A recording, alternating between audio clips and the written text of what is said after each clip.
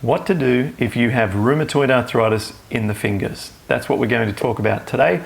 My name's Clint Patterson, and over at rheumatoidsupport.com, I help people with these challenges every day. So our new member has rheumatoid arthritis issues in her fingers, and she has joined to get some help on that front. And I'm going to tell you what I'm going to do to help her. Rheumatoid arthritis in the fingers, obviously it's a very common area to be affected. It's highly inconvenient, frustrating, because every time you want to open a cupboard or get into the car or drive with the steering wheel even, just trying to create a fist or having the morning stiffness that's associated with the fingers being inflamed, swollen, hot. It's highly annoying, very frustrating, and this problem is very, very persistent. It takes a fair bit of time to be able to reduce and slowly disperse this inflammation that gets caught up in these little finger joints. So what's going on? So the body is affecting the joints through a self-attack, and this is going on through the autoimmune process that's being driven by a whole bunch of different factors, but gut being one of the major factors, and oxidative stress being the perpetuation of the condition.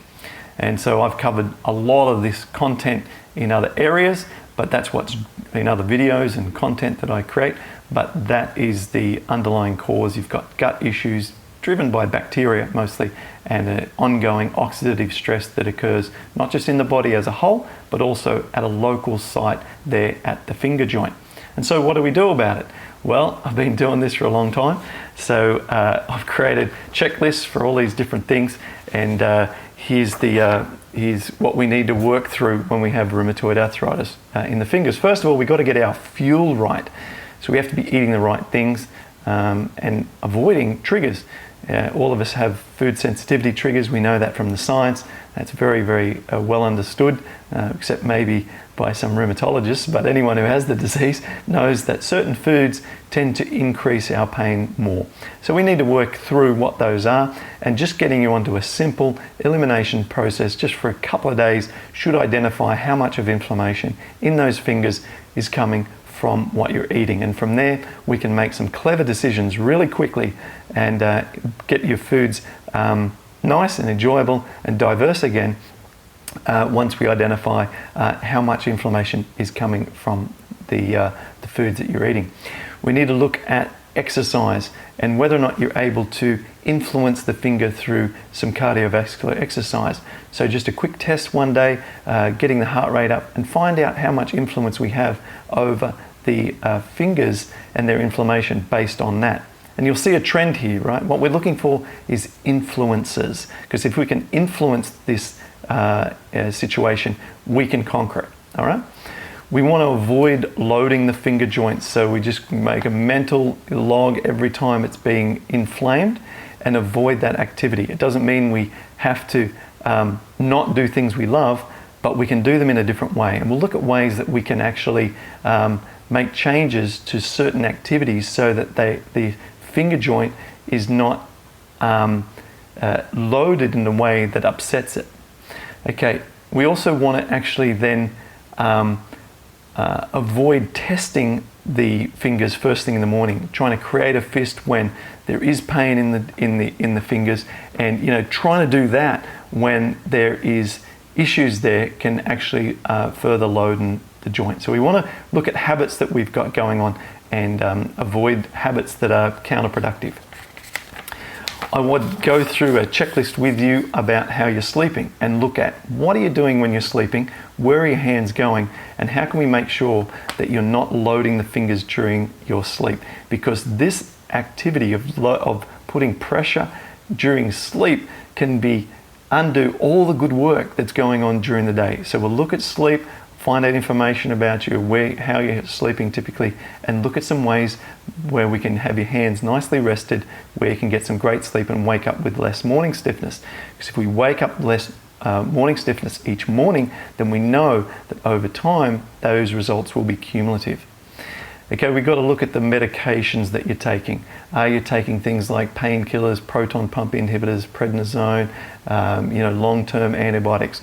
If you're on these things, these are counterproductive to the efforts with regards to some dietary tweaks and the exercise you're putting in, because there really might need to be a review with your rheumatologist about your medications to make sure that things aren't happening that are working totally against all the things that we can do together to improve your joints.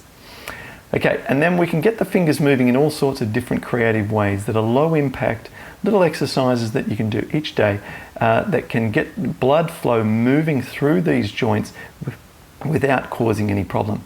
Because remember, the only purpose of a joint is to move.